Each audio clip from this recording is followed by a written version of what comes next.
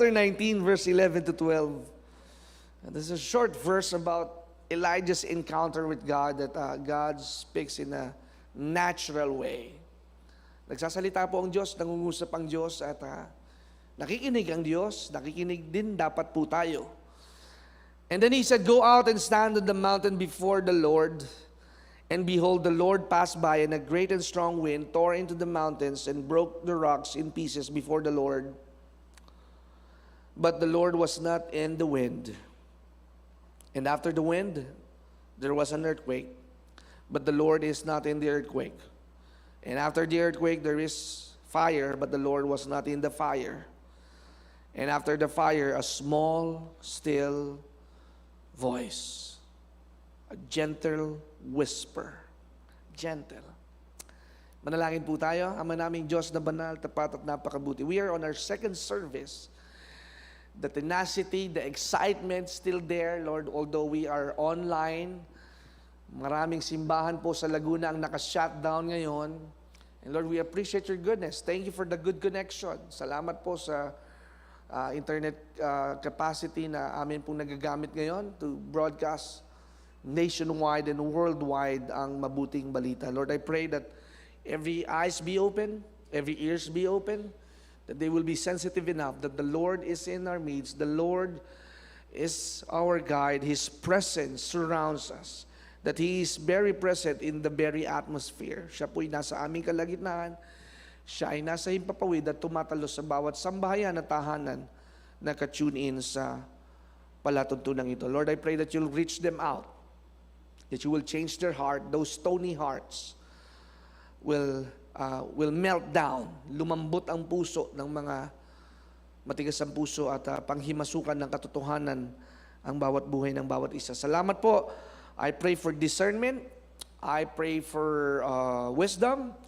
I pray for the move of the Holy Spirit. And we give you back all the honor and all the glory.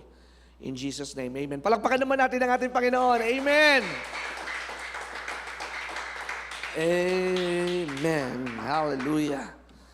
Next week is Palm Sunday na. Holy Week na po ulit. Ang biliso ng mga panahon at pagkakataon. At we are seeing the best days of our lives. Pero nakikita ko pagpasok ng April, summer beach naman tayo. Ano? Hallelujah. Fellowship naman tayo. Makapag-swimming naman at maihanda ni Brother Alan yung swimming trunks niyang matagal nang nakasampay. Sasabayan siya ni Brother Aris. It feels good to be in the house of the Lord. Ano po, salamat sa biyaya ng ating Panginoon. So my message for today is entitled, the same message that I preached this morning, kaninang alas 9 ng umaga, is the power of deep listening. The power of deep listening. May add-on ko lang ang Diyos pag nag-usap ay nasa mahinang kalagayan, in a small, low tone. At para marinig mo ang mahinang tinig, kailangang malapit. Because you don't need, or you don't need to shout kapag ang katabi mo ay malapit sa iyo, o ang kasama mo ay malapit sa iyo. Pero kapag ang nakikinig sa iyo ay nandun sa kabilang poste, nandun sa kabilang room, you have to shout. And perhaps in this situation, Elijah was able to hear God because he is so close to God. Maririnig mo ang boses ng nanay mo pag ikaw ay malapit sa kanya at nandun ka sa tahanan. Your mother needed not to shout pag hindi ka nakatambay sa kalye at nandun sa tindahan ni Aling Nena. Pero pag nandun ka lang sa loob ng bahay, nandyan sa tabi ni inay, nag-online class, the normal voice. The other words for the still small voice is the New International Version translated as a gentle whisper. Gentle whisper.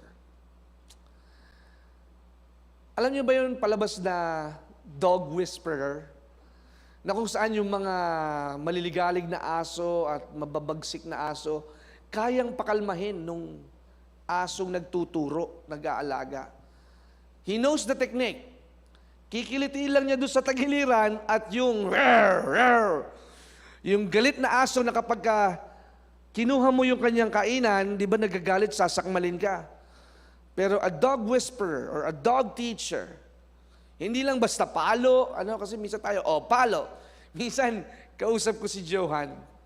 Sabi ko, okay, Johan, let us switch position. Halimbawa, ikaw naman ang magiging tatay at ako ang iyong maging anak.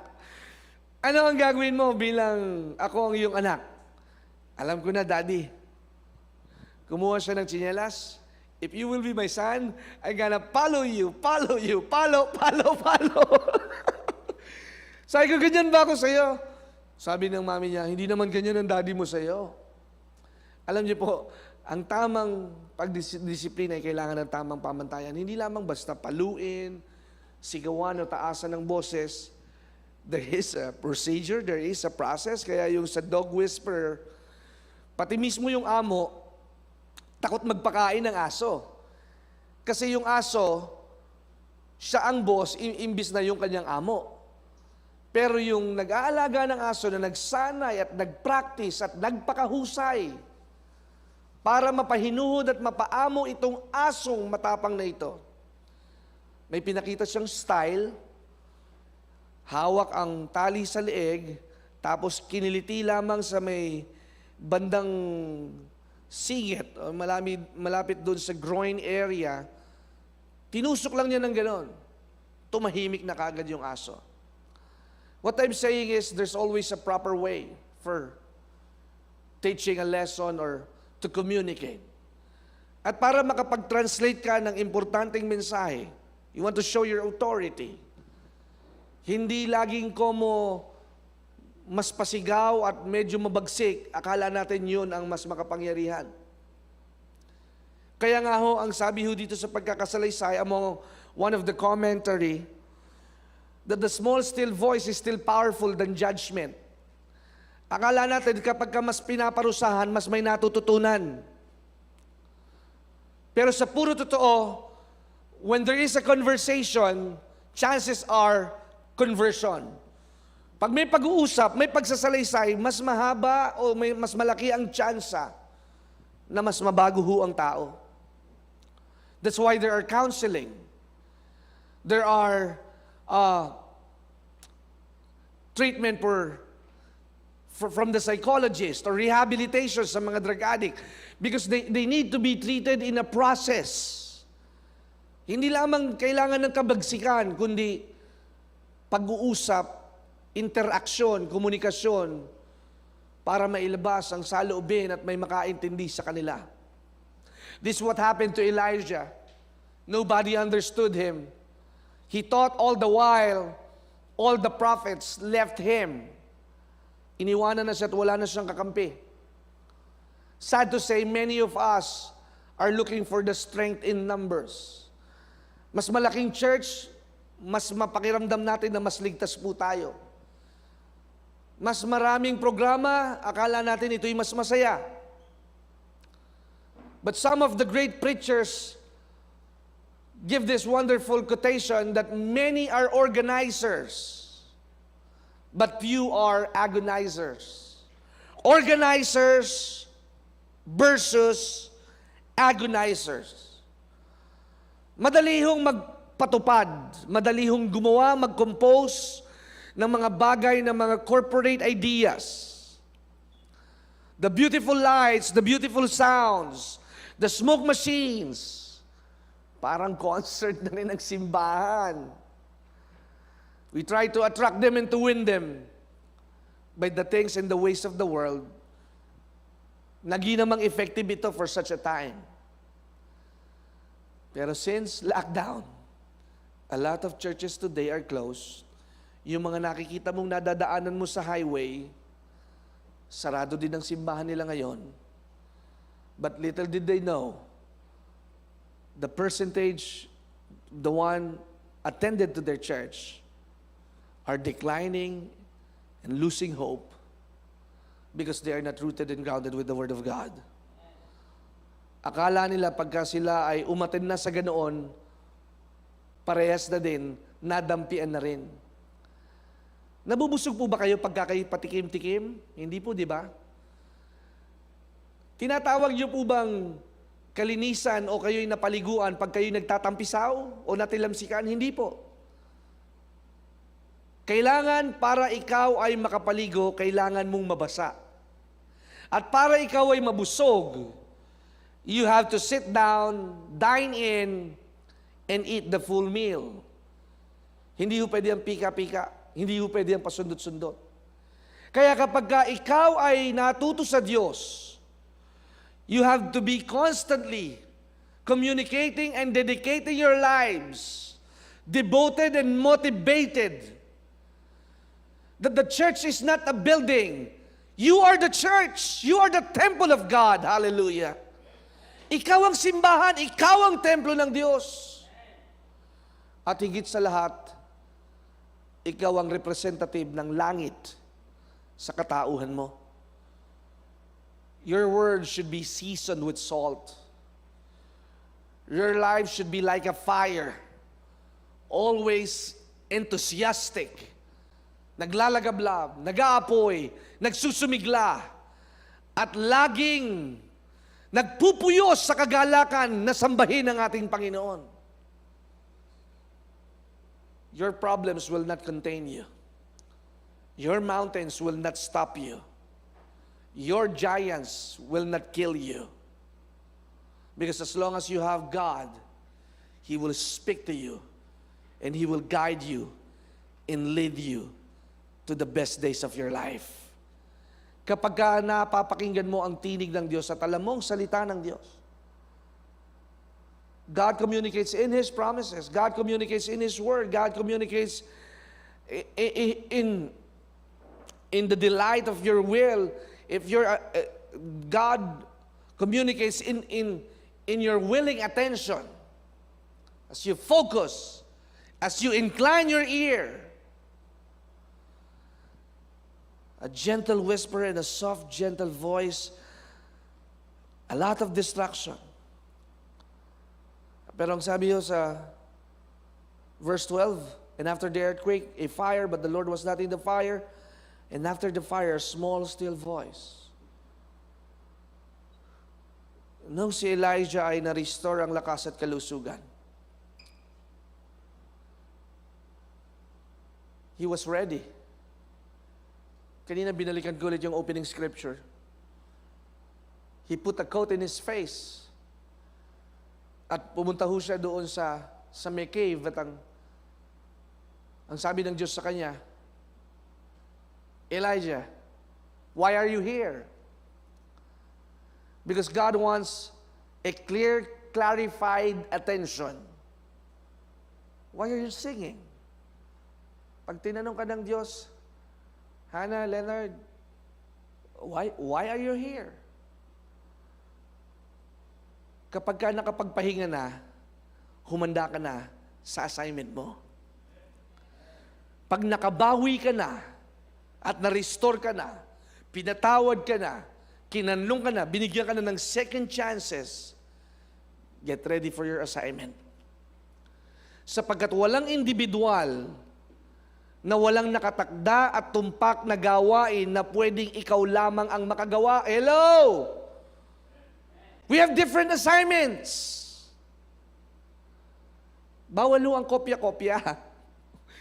We could never be the same individual. We are created unique.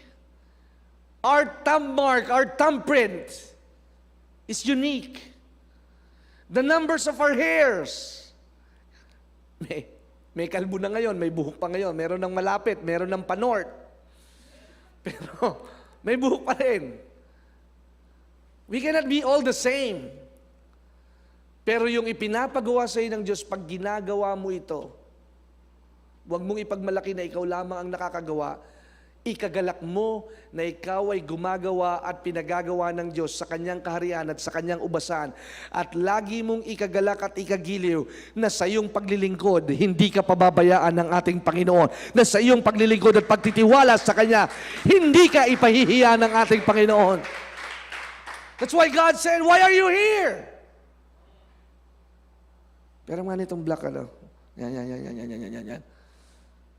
Malinis naman siguro ito. Aris, nilalaban mo ba ito?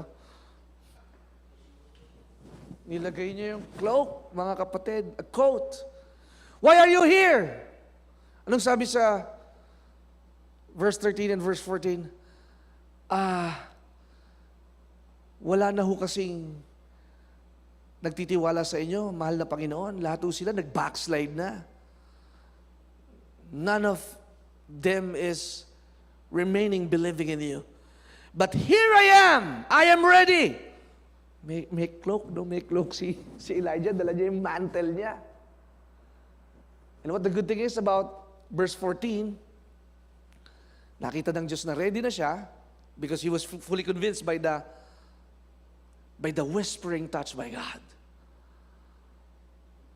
Lockdown. Pero, ang pinost ni Aaron, 10 a.m. lang ang service. Sabi ko, copy-paste yun last year Hindi, 2 services tayo. Sapagkat, wala mang physical na makikinig sa atin ng 2 service. Ang Diyos ang magdadala ng tagapakinig sa loob ng 2 service na tayo naririto. Lockdown, pero hindi mababawasan ang gawain. Lockdown, pero hindi natin i-guard down. Lockdown, pero tayo magpapatuloy sa Panginoon. Lockdown, pero masigla pa rin tayo kahit 20 lang tayo. Lockdown, pero tayo masaya dahil ginagawa natin ito para sa Panginoon.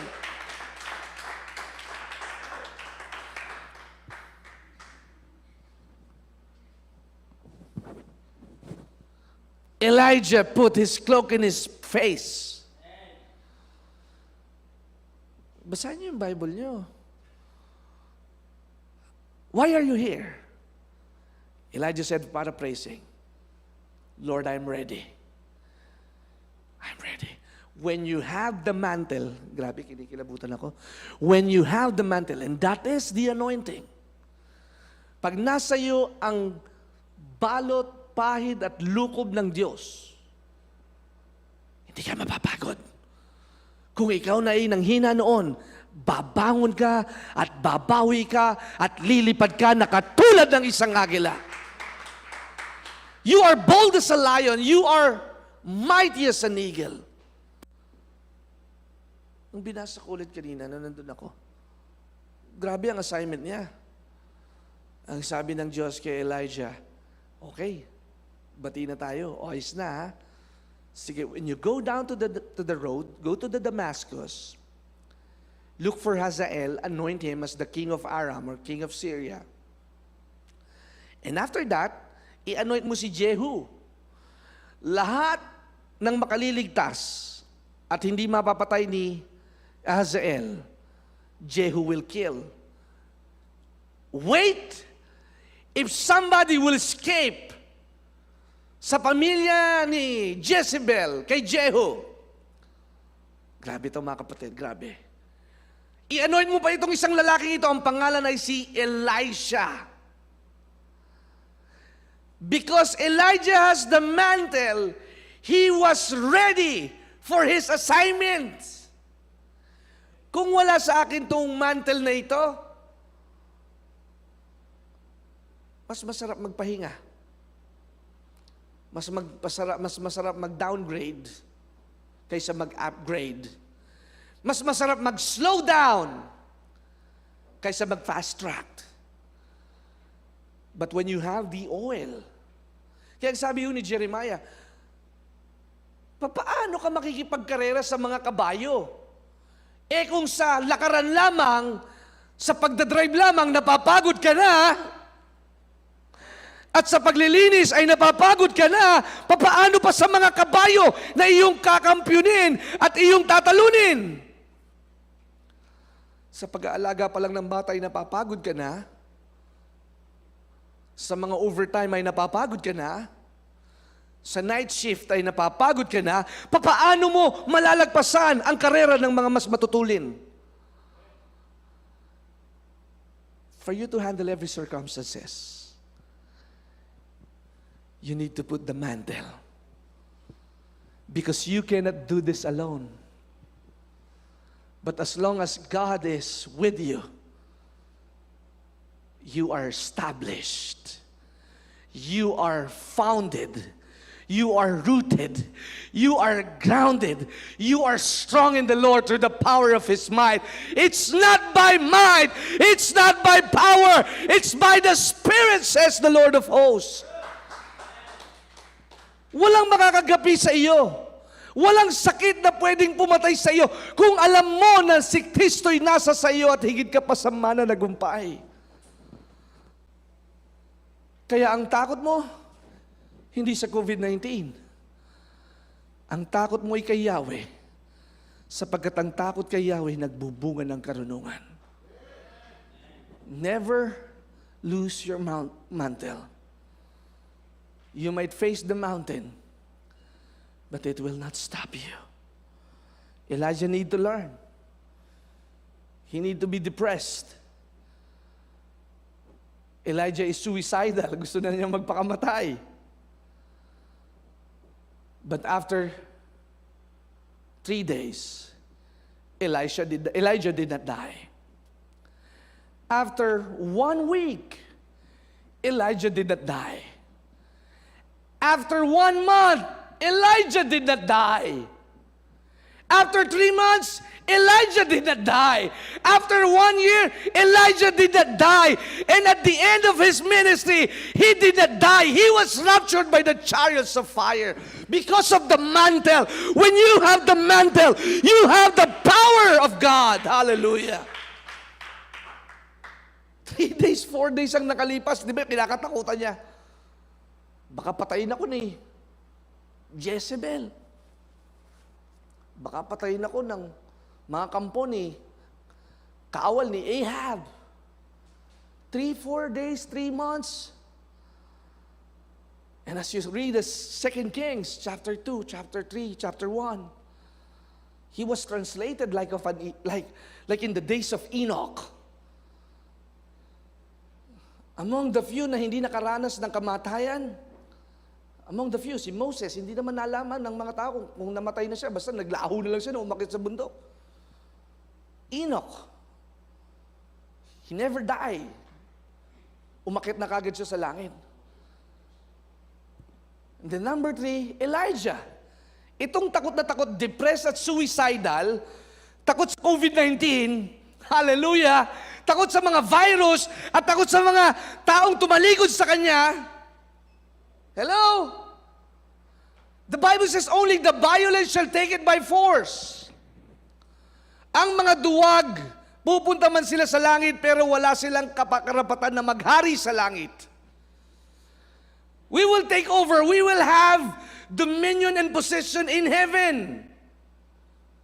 I heard one time, everyone will go to heaven, they accept Jesus Christ as their Lord and Savior. Pero huwag kayong magtataka kapag hindi mansyon ang bahay ninyo sa langit.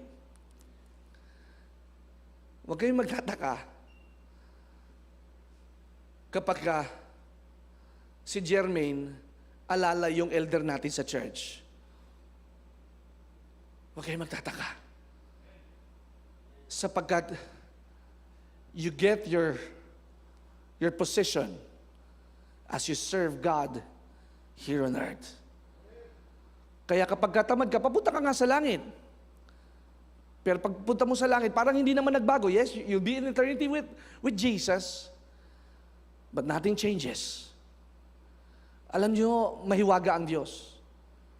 Ibang kaligayahan ang idudulot ng Diyos sa atin na lahat na nagtagumpay at nagtiis hanggang wakas at nanatili sa ating pananampalataya, patuloy na sumambat, nagtiwala sa ating Panginoon.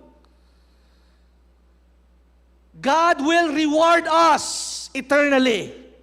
Not just bringing to heaven, but you will see there are special surprises. Special surprises. O diba dito, kumakanta ka, wala kang microphone. Dahil maganda ang puso mo, pag na-promote ka sa langit, mas grabe at matindi ang paggamit sa iyo doon. Nakukuha ninyo. Kaya dito pa lang sa lupa, magsanay na tayo as we devote ourselves unto God, we devote ourselves unto worship, we devote ourselves into prayer. Makikita mo na yung kinakatakutan mo, hindi naman pala mangyayari.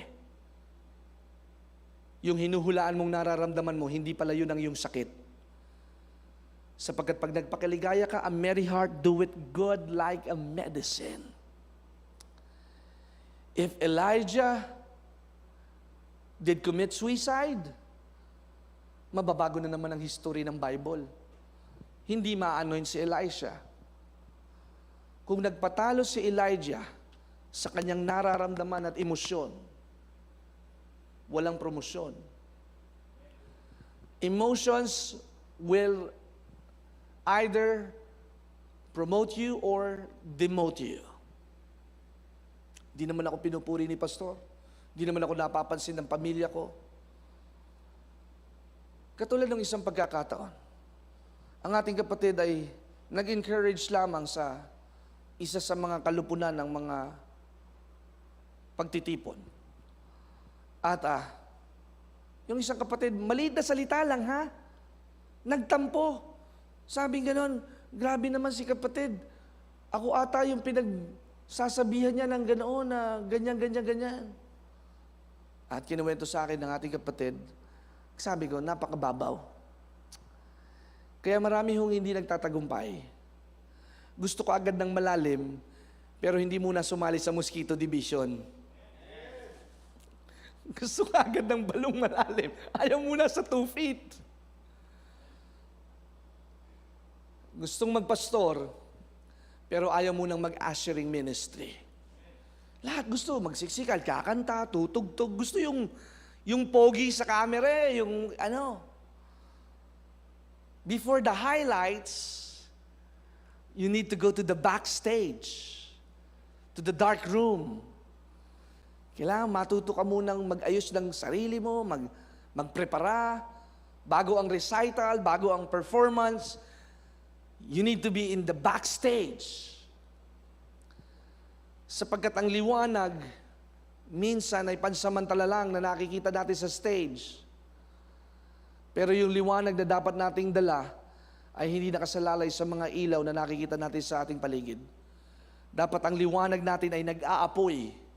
Whether it's a performance, whether it's a special number, or an interaction, or mayroong palabas, kailangan makita sa atin ang ating Panginoon sa ating mga buhay. You set the tone.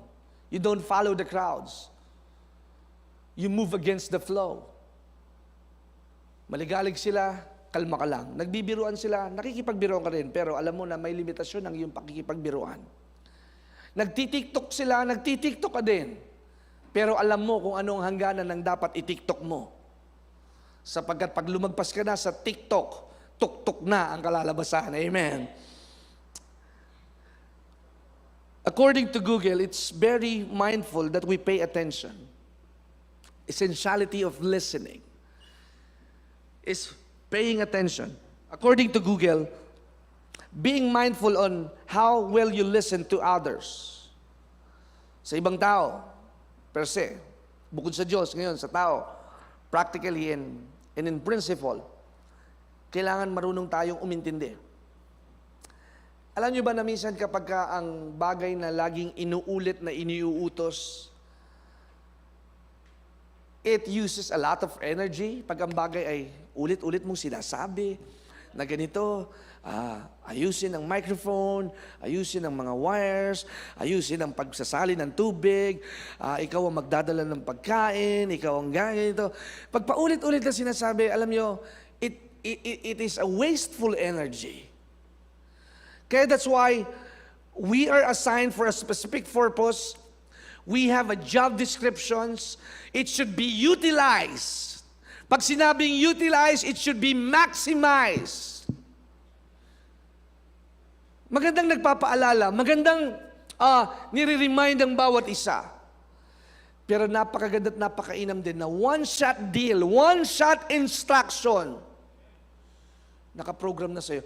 Alam niyo po, growing up, that's why God is blessing me with a lot of things. Kaya mahal ako ng iba't ibang uri ng nilalang, matanda, negosyante, at iba't ibang uri ng edad, kahit mga kabataan. Tinatandaan ko kung ano yung dapat kong galawan. Katulad ng lagi kong sinasabi sa inyo, kapag ka bago sa inyong paningin, o may bagong individual na napasalta sa church natin, huwag ninyong usisain. Hayaan niyo silang magkwento. Hayaan niyo silang magsalaysay ng kanilang buhay. Very basic. Pero kamukha't mukha nyo, mamaya't makalawa, may magsasabi sa iyo, Pastor, kilala mo ba si ganito? Hindi pa ba siya lumalapit sa iyo? Baon sa utang yan, Pastor.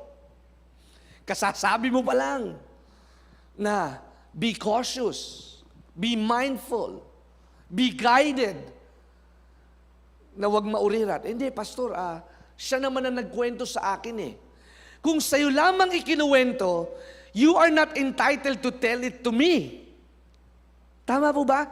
Pag ikinuwento sa'yo, Brother King o Brother Leonard, kayo, may usapan kayo na may importante kayong mahalagang pinag-uusapan, may project. Pag kinuwento mo kay Brother King, si Brother King hindi siya entitled muna magkwento sa akin unless may permission si Leonard, sige po, Kuya King, ikwento niyo po yung istorya ng buhay ko para maipanalangin naman ni Pastor. Unless there is permission, don't go overboard. Don't go overboard. Kaya sa mga maliliit na bagay, dapat nasasanay natin ang ating sarili. When they say, do not gossip. When they say, huwag mo sasabihin ang sikreto ni ganito. Alam niyo mga kapatid, I was so surprised na meron palang isang churchgoer sa atin na pagtitingnan mo, civilized and formal, pero babae, nag-confide sa akin na siya ay, nung nag-lockdown ay gumun na gumun sa pornografiya. Nagulat ako. Sabi ko, hindi ako makapaniwala. But that is a secret. Nakukuha ninyo? Isang sistema na nakabaon sa aking puso na kahit anong mangyari, hindi ko ito ikukwento kay Brother Bernard. Nakukuha ninyo? Simple details. Pag nakaprogram na yun ang iyong gagawin, keep it secret, keep it secret. You will not expose it unless the one who told you, give you permission, sige po, ipatotoo nyo ang aking buhay. Kaya marahil si Elijah ay nagtagumpay. Natutunan niya ang dapat matutunan. Sometimes in life, we will not always win. We lose, but we learn. It will not be always a happy ending.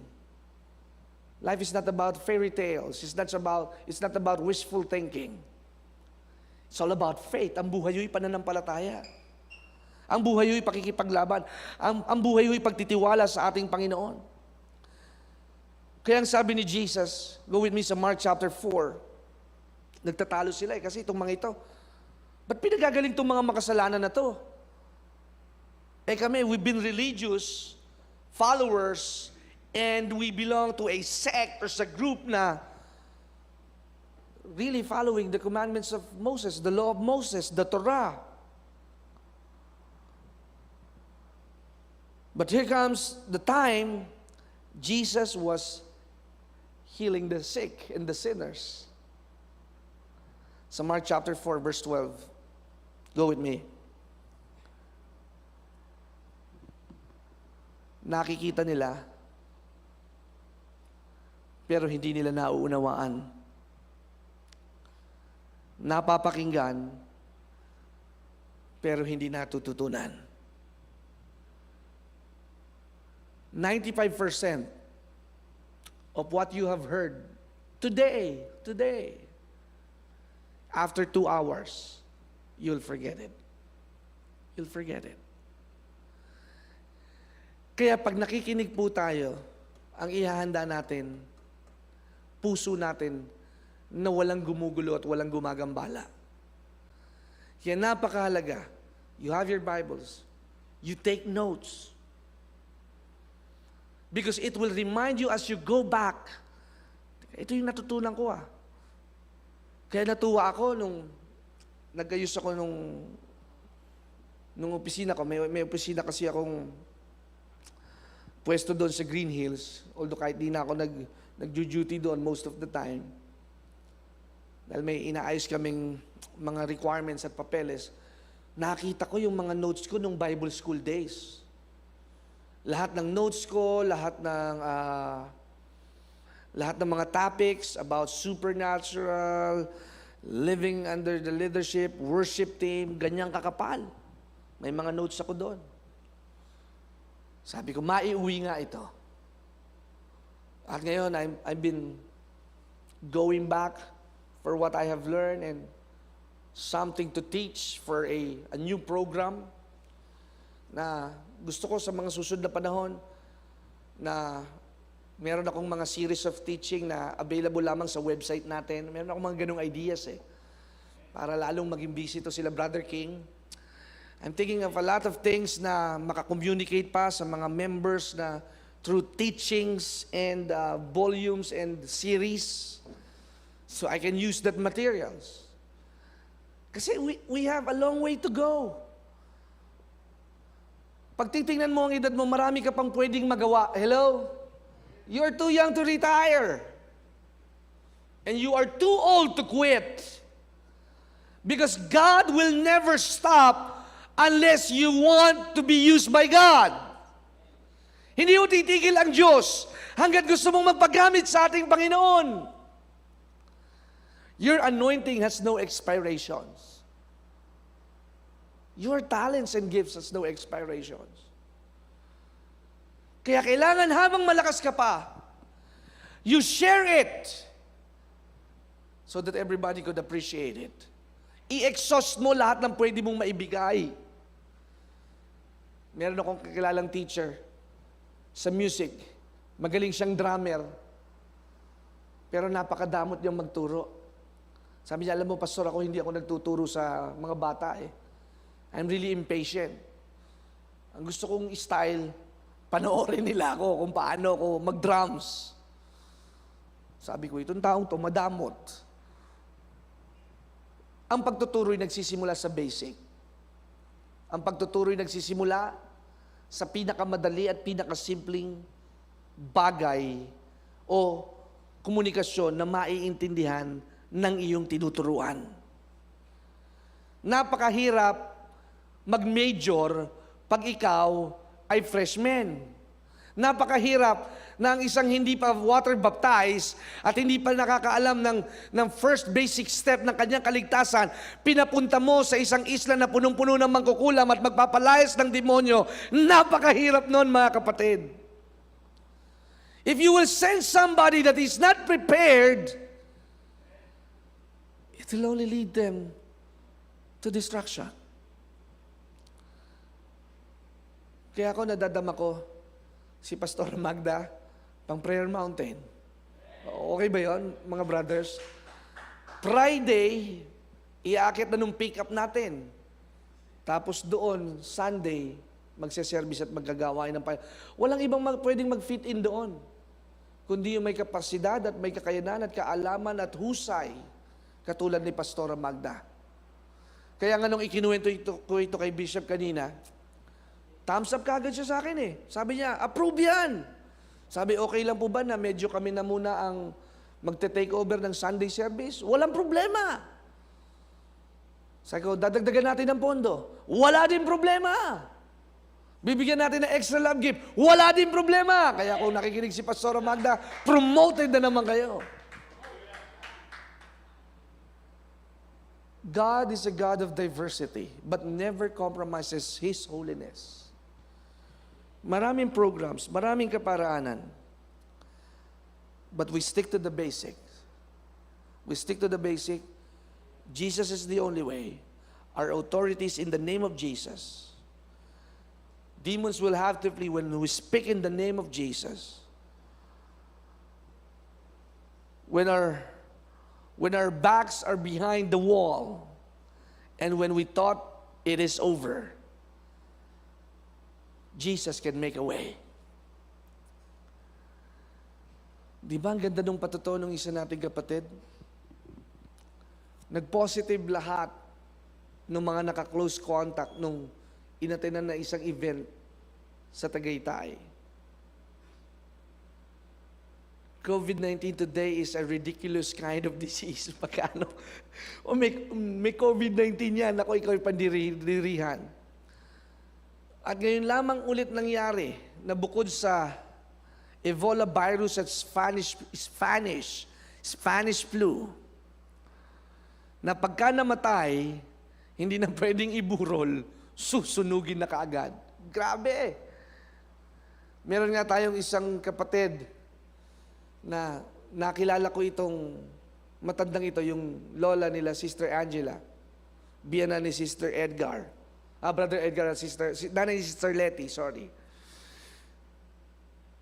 Na-diagnose na may COVID-19, 7 p.m., isinugod sa ospital, nahirapang huminga, 87 years old, after a few hours, hindi na kaya na lang hirap ng hininga, namatay, 6 p.m. ng umaga, clinimate na kaagad. Ganun ho kabilis.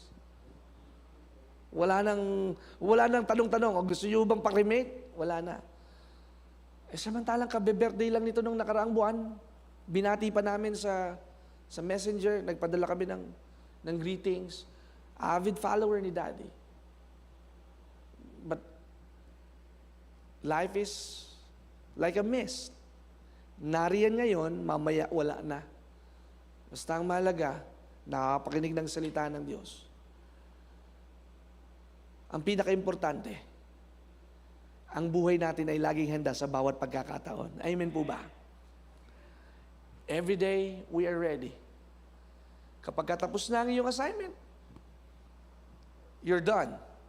Pero pag hindi pa tapos ang iyong role, kahit sumemplang ka, kahit ikaw malusot sa imburnal, pag may assignment ka, tuloy ang paggamit sa ng ating Panginoon. Imagine the great Dr. Miles Monroe, napakagaling. Favorite na favorite ko ito, lalo na sa kingdom living and kingdom preaching. Nung may napasama nga doon sa USB that he talks about the lion and the elephant. Yung elepante daw, napakalaki. Mas mabigat. Isang dagan lang ng isang paa ng isang elepante, durug na ang leon. Pero yung leon, na hindi naman kalakihan, hindi naman kabigatan, came from the family of pusa. Pamilya daw ng pusa ang mga leon eh. Sa tuwing makikita niya ang elepante, hindi niya tinitingnan na ito'y katatakutan. Ang sabi ni Miles Monroe, he think about it as lunch. So pag nakakita siya ng elepante, ano gagawin ng leon? He will imagine, I will have a good Santos meal.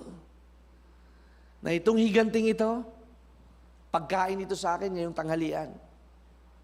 Kaya if you change the way of your thinking, makakaabante ka sa depresyon, makakaabante ka sa kalungkutan, makakaabante ka sa breakup ninyong magsyota, makakaabante ka sa ulam na hindi iniluto ni inay, makakaabante ka sa mga panahon na may lockdown, makakaabante ka sa panahon na ikaw ay nawala ng trabaho, sapagkat alam mo lahat ng nangyayari ay oportunidad at biyaya ng ating Panginoon. Life is too short to quit. To quit. And because He lives, I can face tomorrow. Anong nakikita mo sa lockdown na ito? Ako nakikita ko laging opportunity. Tingnan ho ninyo. Iniisip natin paano yung mga magkakaloob. Paano yung mga magbibigay ng mga tithes and offering. Very creative sila. Pag may GCash, madali na mag-GCash online. At kung sa mga seniors at elders, pick and drop. Lala Arman. Hallelujah. Pipick upin ni Arman sa bahay po ninyo. Kahit taga-kabuyaw pa kayo. Sapagkat, as the old saying goes like this, pag gusto, may paraan. pag-ayaw, maraming dahilan. Kaya, ang mga kalamidad at pandemic na katulad ng ganito, katulad ng isang buhangin, ito ho ay sinisinsin, binibistay. Katulad ng sabi ng ating Panginoong Hesus, paghihiwalayin ang kambing sa tupa. Sapagkat ang kambing, kumakain na nga, maingay pa. Meh! Meh! Kumakain na yun, may laman na bibig nun, napakaingay pa. Pero ang mga tupa, ang mga anak ng tupa, pag nakakain na at busog na, hihimlay na lamang doon sa kanilang kulungan at susulyap-sulyap kung nasaan ang kanilang pastol. Ang mga tupa ay nilikhang nakaasa lagi sa kanilang mga pastol. That's why Jesus related himself that I am the shepherd of the sheep. I am the great shepherd of the sheep. And my sheep, listen to this, my sheep hears what? His voice. Napakaraming programa, napakaraming palatuntunan, napakaraming channel sa cable. Pero pag hindi mo ilalagay sa NBA TV Philippines, 262 channel, 262 na signal, hindi mo mapapanood ang laro ni Stephen Curry. Hindi mo mapapanood ang laro ni LeBron James pag wala ka doon sa same channel. Yan sa aking pagtatapos. You need to be on the same channel. You need to be on the same frequency. And you should be able to hear the promptings and the guidance of the Lord.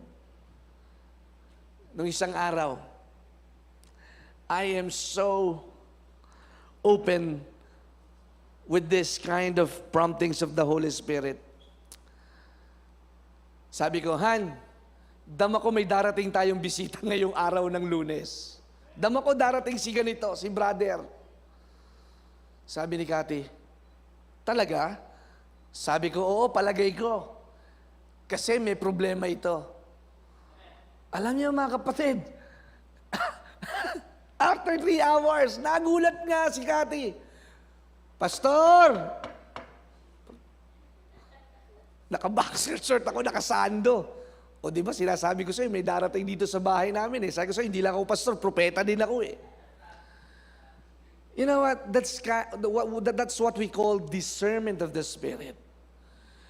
Hindi premonition eh, dahil para sa mga mangkukulam yun, yung mga nanghuhula. But you can discern the time. Alam ko na, lalapit to sa akin, may problema to. Kahit, walang abiso yun ha, walang text-text, walang PM. At hinihimas-himas ko pa yung tiyan ko noon, katatapos ng tanghalian. Sabi ko, Han, manood muna tayo Netflix, day off naman eh, Monday. 12:50. Naka-boxer short si pastor, nakasando. Tao po! Sabi ko na, di ba? May darating tayong bisita. And how is that? And that is what we called sensitivity. Kaya kapag may mga pagkakataon na may lakad kayo, kasama nyo, barkada ninyo at mga kaibigan ninyo, may surge of urgency na, huwag kang sumama, huwag kang sumama. Huwag kang sumama. Katulad nung, naalala ko yung nangyari kila Brother Bernard, di ba yun, nag-apoy yung inyong kalana nung lumabas kayo sa inyong bahay.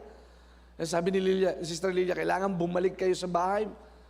Yung pala ay may pinapakulo ang tubig na hindi napatay. At kung hindi ito naagapan, ito yung mangyari makapagdulot ng sunog. Those are the little things that you don't need to be expert, but you have that feeling na ginaguide ka ng Lord, don't go, don't go, don't go. Huwag kang tumuloy. Huwag mong bilhin yan. Ako maraming pagkakataon na gusto kong bumili ng bagong iPhone. Pero 3 years ago, may nagpatulong lamang na isang kapatiran na maglilipat daw siya ng bahay sa condo at pwede daw bang ako ay makasama at gamit yung sasakyan niya, makatulong lamang ako. Sige, tulungan kita. Pagkatapos namin magbuhat ng mga kaunting mga bubuhatin, ang sabi niya, Brad, maraming salamat. Ito love gift mo. Ito yung pinaglumaan kong iPhone 6S. That was 3 years or 4 years ago. Okay na din, di ba? Pero gusto ko talagang bumili ng iPhone. Pero mahal. Kaya sa ipon na lang minsan napupunta. Pero hindi mo mawawaglit na dahil kita ng Diyos na gusto mo, hindi mo man kayang bilhin, hihipo ang Diyos ng mga may kakayanan para magkaroon ka din ng ganung bagay na makakapagbigay sa Kanya ng kaluwalhatian at kapurihan. Palakpakan natin ang ating Panginoon. Proverbs chapter 1 verse 5, let the wise hear and increase in learning, and the one who understands obtain guidance. Ang mga matatalino ay patuloy na nakikinig at nadadagdagan ng pagkakatuto. At ang natuto ay laging nagkakaroon ng paggabay. Sabi nga sa book of Proverbs, in all you're getting, get understanding. Wisdom is the principal thing. Kaya kapag ikaw ay laging nakikinig sa Diyos, daig mo pang nakinig sa sermon ng nanay mo, sa sermon ng pastor mo, sapagkat ibinabalidate mo yung turo ni pastor sa salita ng Diyos. Kaya kapag na-validate mo, yung turo ni pastor ay salita ng Diyos at isinapuso mo, ito'y mananalaytay sa buong mong sistema. Kaya kung naririnig mo ito, ang Diyos ay dakilang manggagamot, ang Diyos ay dakilang tagapagtustos. You want to become part of special people who will give 13,000 for our anniversary? Let it be so. Be it unto me according to your word, according to your promises. Maraming surpresang darating sa buhay mo na magugulat ka. At ito'y mabuting balita. Si Maria ay nasurpresa nang sinabi na siya'y magdadalang tao. Natakot? Oo, natakot siya nung simula. Pero nung sinabi ng anghel, na ang banal na spiritong lulukob sa iyo, ikinagalak niya ito sapagkat may garantiya na kasama niya ang ating Panginoon. Hindi ko alam kung hanggang kailan magtatapos at magtatagal ang lockdown na ito. Maring ang iba'y nagsasabi sa inyo, paano na ang church? Ang Diyos ang bahala dito. Ang mahalaga kayo nakikinig at nakatune in sa mga panahong katulad ng may live stream po tayo. Patuloy na manalangin, patuloy na maglingkod, patuloy na magbigay, tutuloy ang gawain ng ating Panginoon. At higit sa lahat, iayos ninyo ang inyong sarili. Huwag na kayong maging magagalitin. Huwag na kayong maging tampalasan, palamura. Huwag na kayong maging masungit, madamot at makasarili. Magpahubog tayo at magpabago sa ating manlilikha.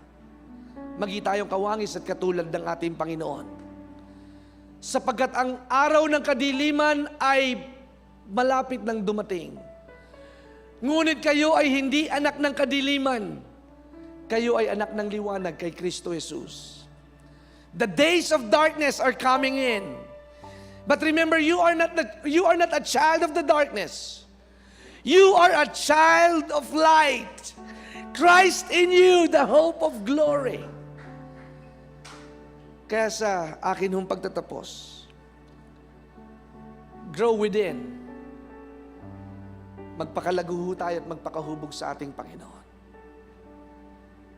Maririnig mo ang kanyang tinig kung ikaw ay magsasabi, katulad ng sinabi ni Propetang Isaias, here I am, Lord. Send me and use me. The harvest is plenty, but the laborers are few. Napakarami ho ng anihin. May nabasa akong isang article. Pag pinagsama-sama ho ang kayamanan sa buong daigdig, langis, abaka, ginto, pilak, mga natural resources, and every resources, Kinumpute ho nung isa sa mga nagsaliksik.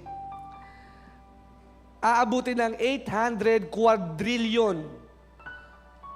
Ang daming zero dollars ang yaman na ito.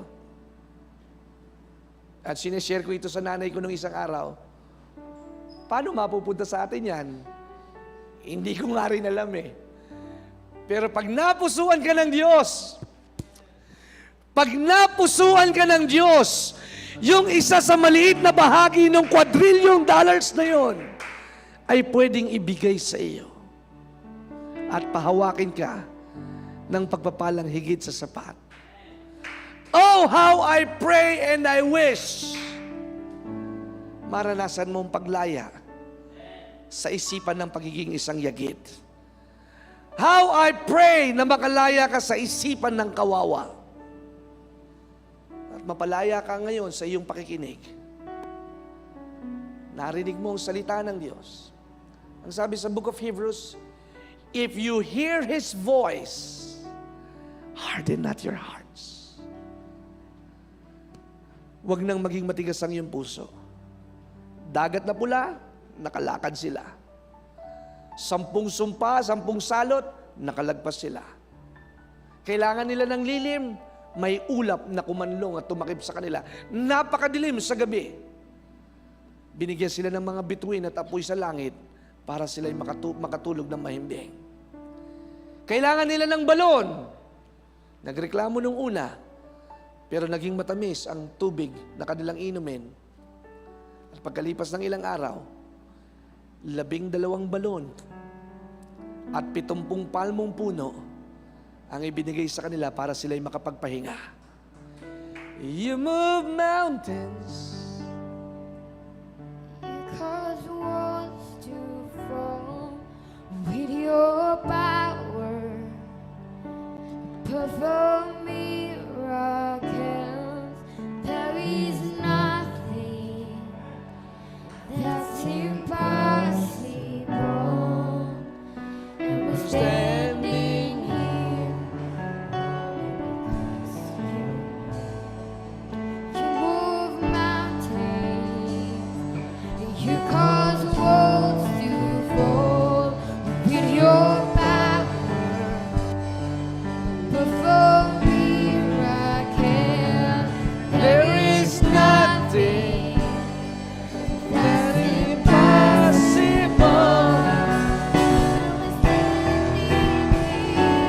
Only because you made You a move mountains. mountain Cause walls to fall with your power. You Perform miracles. There is nothing that's impossible. And we're standing here only because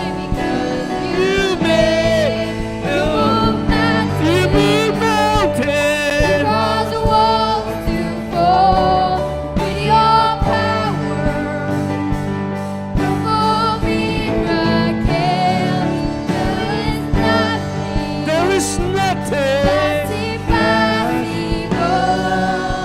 And we're standing here. Only because you made You move mountains. even a mountain. Cause walls to fall with your power. Perform miracles. There is nothing that's impossible.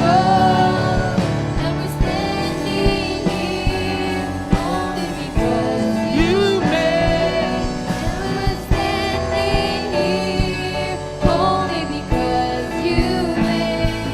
And we're standing here only because you made. no way. Hindi yung pwede na minsan sa ating buhay, we will face dead end. We will face the end of the rope. We will face limitation. Mga pagkakataon na pagod ka na, hinang-hina. And sometimes, you lost every hope that you have. But something will spark up. Something will ignite. Something will jumpstart. And you will hear a message of hope. A message of deliverance. A message of declaration. God is not yet finished with you yet. God is not too late. God is always on time. He will heal you. He will save you. He will deliver you. He will bless you because He will make a way.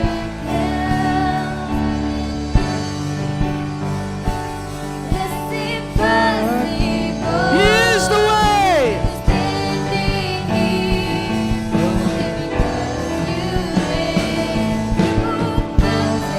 You move mountains.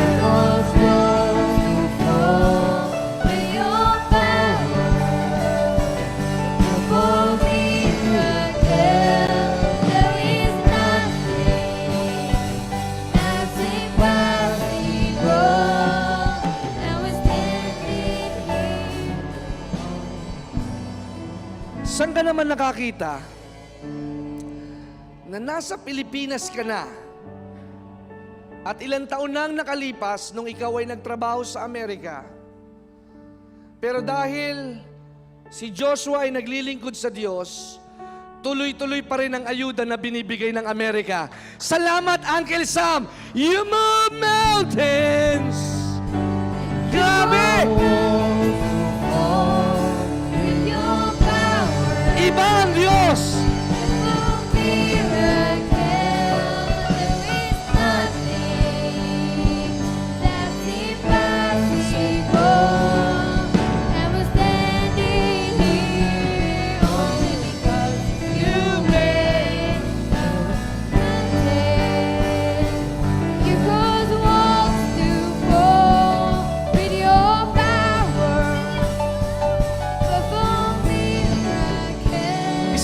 Isa pa. Ito patotoo ng isang kapatid. Alam niyo, sa puro totoo lang, sa tuwing ginagawa ninyo ang men's fellowship dito sa bahay namin, 1 beses, 2 beses, okay lang. Pero sa tingin ko, pangatlo, pang-4, pang-5, parang hindi na ata tama yun, nakaka-istorbo na kayo at nakakaabala na kayo. At sabi ng ating kapatid, pero bakit sa tuwing darating ang araw ng Martes, hinahanap ko ang gawain at hinahanap ko na ang ating Panginoon. Sapagkat sa una, yung may ayaw, pero pag tinamaan ng pagkilos ng Diyos, walang matigas na puso na pwedeng makapagsara at tumanggi sa ating Panginoon. At ngayon, napakaalam ni Brother Angelo at pasado pa sa licensure board exam ang kanyang asawa na si Doc Jonah. Purihin ang ating Panginoon. Come on!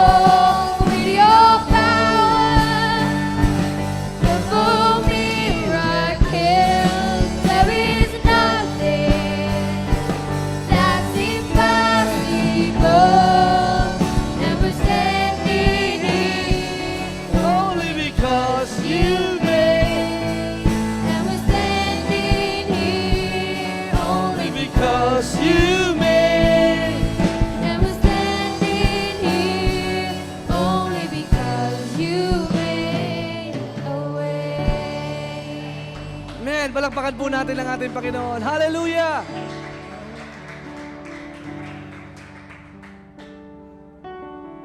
Your praise is in your name.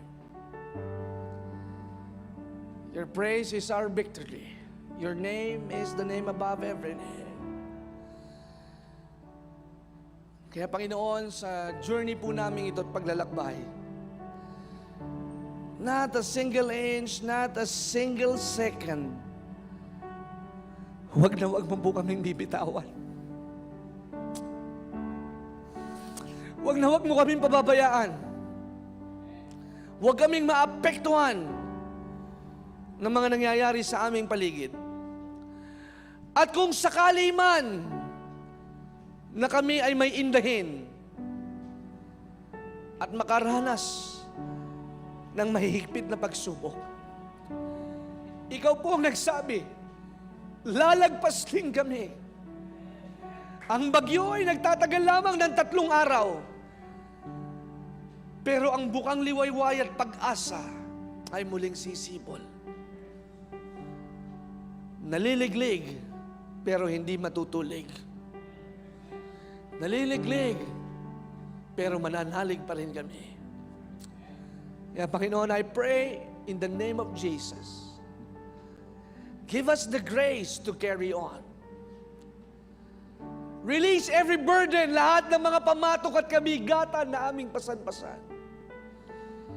We just come to you. We need peace and guidance and assurance. We want to rest in your promises. Because as we work, God rests. And as we rest, God works. Matuto kami magpahinga sa iyong mga pangako. And Lord, we declare that the rest of our lives will be the best of our lives. Kahit pandemic, we will go to places and we will proclaim your goodness and your loving kindness. Kahit lockdown, we will receive promotions and blessing that is supernatural. Marami pong salamat. Maraming salamat sa mga nananalangin sa Prayer Mountain. Marami pong salamat sa mga ihahatid muling mananalangin doon sa bundok ng panalanginan. Tuloy-tuloy na po ito, Panginoon. At alam po namin na magliliwanag ang buong iglesia. Ang tunay na simbahan ay may sisiwalat at magkakaisa sa huling panahon. Sapagkat may pinili ka na pong tao na gagamitin mo. At ito'y naghihintay na lamang ng tamang panahon ng iyong pag-aangat at pagsisiwalat. Kaya kung sino man ito, Panginoon, maging kaming laging handa na manatiling magpagamit sa iyo at maging boses at tinig ng iyong muling pagbabalik. Salamat po, ang apoy at lagablaw ng kapangyarihan ng Banal na Espiritu ay dumaloy hanggang sa kanuot-nuutan ng ating kaluluwa at himaymay. And I speak the blessing, may the Lord bless you. May the Lord keep you. May the Lord make His face to shine upon you and be gracious to you. May the Lord lift up His countenance and give you peace. Don't give up. Don't give up. Don't quit. God is for you. It's not yet over.